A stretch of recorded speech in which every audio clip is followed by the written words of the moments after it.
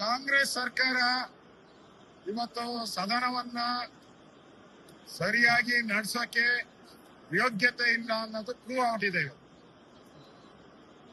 ಒಂದು ಆಡಳಿತ ಪಕ್ಷ ಸದನವನ್ನ ಹೆಂಗ್ ನಡೆಸಬೇಕು ಅನ್ನೋದು ತೀರ್ಮಾನ ಮಾಡೋದು ಆಡಳಿತ ಪಕ್ಷದ ನೇರ ಜವಾಬ್ದಾರಿ. ಆದ್ರೆ ಸರ್ಕಾರ ಇವತ್ತು ಒಬ್ಬ ನಾಗೇಂದ್ರಗೋಸ್ಕರ ಇಡೀ ದಲಿತ ಸಮುದಾಯವನ್ನ ಎದುರಾಕೊಂಡಿದ್ದಾರೆ ಕಾಂಗ್ರೆಸ್ ಅವರು.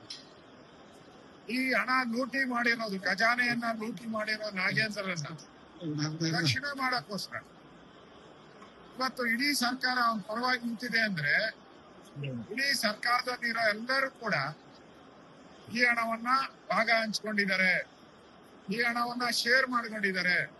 ಅದಕ್ಕೋಸ್ಕರ ಎಲ್ಲರೂ ಅವನ ಪರವಾಗಿ ನಿಂತಿರುವಂತದ್ದು. ಇದು ಸ್ಪಷ್ಟವಾಗಿ ಗೊತ್ತಾಗ್ತಾ ಇದೆ. ನಾಗೇಂದ್ರನ ಒಬ್ಬನಿಗೋಸ್ಕರ 224 ಶಾಸಕರ ಹಕ್ಕನ್ನ ಚ್ಯುತಿ ಮಾಡ್ತಾ ಇದ್ದಾರೆ.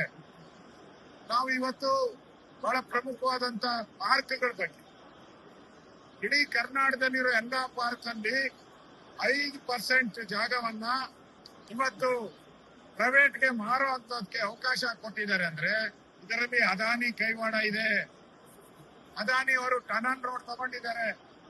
ಅವ್ರಿಗೆ ಹೆಲ್ಪ್ ಮಾಡಕ್ಕೋಸ್ಕರ ನಿನ್ನೆ ಅದಾನಿ ಅವರು DK ಶಿವಕುಮಾರ್ ಮನೆಗೆ ಬಂದು ಅವರು ಒಪ್ಪಿಗೆ ಕೊಟ್ಟ ಮೇಲೆ ಇವತ್ತು ಬಿಲ್ ಅನ್ನ ತಂದಿದ್ದಾರೆ. ಅಂದ್ರೆ ಬೆಂಗಳೂರಿನ Lalbagh Govinda Govinda, Sankey tank Govinda Govinda, Cubbon park Govinda Govinda. Bengaluru ಜನರ ಶಾಪ. ಈಗಾಗಲೇ ಬೆಂಗಳೂರು ಗಾರ್ಡನ್ ಸಿಟಿ ಇರೋದು ಪೊಲ್ಯೂಟೆಡ್ ಸಿಟಿ ಆಗ್ತಾ ಇದೆ. ನಮ್ದು ಒಂದ್ ರೀತಿ ಡೆಲ್ಲಿ ತರ, ಡೆಲ್ಲಿ ಯಾವ ರೀತಿ ಪೊಲ್ಯೂಷನ್ ಆಗಿದೆಯೋ ಅದೇ ರೀತಿ ನಮ್ಮ ಬೆಂಗಳೂರನ್ನ ಪೊಲ್ಯೂಷನ್ ಮಾಡಕ್ಕೆ ಬಿಡ್ಬೇಕಾ? ಈಗಾಗಲೇ ಬೆಂಗಳೂರು ಜನ ಲಾಲ್ಬಾಗಲ್ಲಿ ಹೋಗಿ ದಿನ ಮಕ್ಕಳು, ಶಾಲಾ ಮಕ್ಕಳು ಪ್ರತಿಭಟನೆ ಮಾಡ್ತಾ ಇದ್ದಾರೆ. ಕಣ್ಣಿಲ್ವಾ ನಿಮ್ ಸರ್ಕಾರಕ್ಕೆ? ನಾಚಿಕೆ ಆಗಲ್ವಾ ನಿಮ್ ಸರ್ಕಾರಕ್ಕೆ? ಈ ಬಿಲ್ ತರಕ್ ಮುಂಚೆ ಯೋಚನೆ ಮಾಡಿದ್ರ? ಬೆಂಗಳೂರಿನ ನಾಗರಿಕರು, ಬೆಂಗಳೂರಿನ ಮಕ್ಕಳು, ಮುಂದೆ ಬರೋ ಮಕ್ಕಳು ಇವತ್ತೇ ಆಸ್ಮಾ ರೋಗದಿಂದ ನರಳ್ತಾ ಇದ್ದಾರೆ. ಇವತ್ತು ಪ್ರತಿ 10 ಜನದಲ್ಲಿ 8 ಜನಕ್ಕೆ ಆಸ್ಮಾ ಬರ್ತಾ ಇದೆ ಬೆಂಗಳೂರಲ್ಲಿ. ಬಿಕಾಸ್ ಪೊಲ್ಯೂಷನ್ ಜಾಸ್ತಿ ಆಗಿದೆ.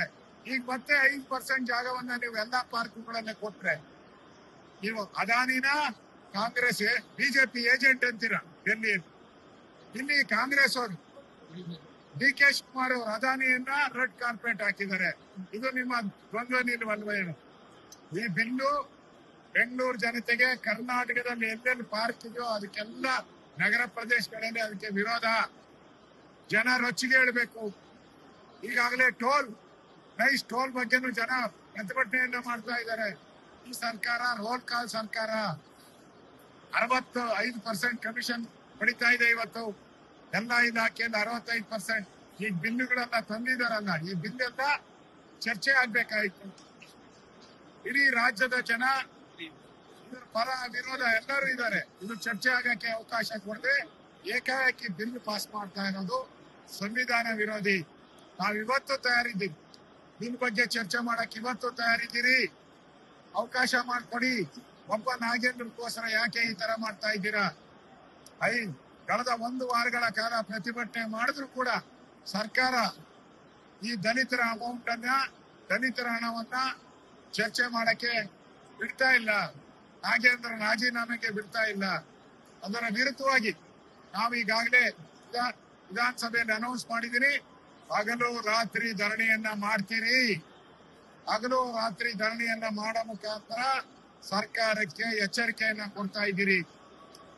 ಸರ್ಕಾರ ಇನ್ನಾದ್ರೂ ಮಾನ ಮರ್ಯಾದೆ ಇದ್ರೆ ಕೂಡಲೇ ರಾಜೀನಾಮೆ ತೆಗೆದುಕೊಂಡು ಬರದ ಬಗ್ಗೆ ನಮ್ಗೆ ಚರ್ಚೆ ಮಾಡಕ್ಕೆ ಕೊಡಿ. ರೈಸ್ ಬಗ್ಗೆ ಚರ್ಚೆ ಮಾಡಕ್ಕೆ ಅವಕಾಶ ಕೊಡಿ. ಬಿಡದಿ ವಿಚಾರವಾಗಿ ಚರ್ಚೆ ಮಾಡಕ್ಕೆ ಅವಕಾಶ ಕೊಡಿ. ಈ ಆಗ್ರಹವನ್ನ ಮಾಡ್ತಾ ಇದ್ದೀನಿ. ಮೇನ್ ಬರದ ವಿಚಾರವಾಗಿ ನಾವು ಚರ್ಚೆ ಮಾಡಕ್ಕೆ ಕಾತರದಿಂದ ಕಾಯ್ತಾ ಇದ್ದೀವಿ.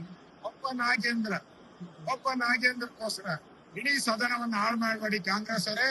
ಮುಂದಿನ ದಿನದಲ್ಲಿ ರಾಜ್ಯದ ಜನ ನಿಮ್ಮನಿಗೆ ಮನೆ ಕಳಿಸೋದು ಗ್ಯಾರಂಟಿ. ರಾಜ್ಯ ಜನ ಮುಂದಿನ ದಿನಗಳಲ್ಲಿ ನಿಮ್ಮನ್ನ ಮನೆ ಕಳಿಸ್ತಾರೆ. ನೀವು ಮಾಡ್ತಾ ಇರೋ ದ್ರೋಹ, ದಲಿತರು ನಿಮ್ಗೆ ಓಟ್ ಹಾಕಲ್ಲ. ನೆಕ್ಸ್ಟ್ ಯೋಚನೆ ಮಾಡಿ, ಇನ್ನಾದ್ರೂ ಎಚ್ಚೆತ್ತುಕೊಳ್ಳಿ. ಈ ಹೋರಾಟ ಇಲ್ಲಿಗೆ ನಿಲ್ಲಲ್ಲ. ಹಗಲು ರಾತ್ರಿ ಧರಣಿಯನ್ನ ಇವತ್ತಿಂದ ನಾವು ಪ್ರಾರಂಭ ಮಾಡಿದ್ದೀರಿ. ಈಗ ಬೆನ್ನಲ್ಲಿ ಹೋಗಿ ನಾವು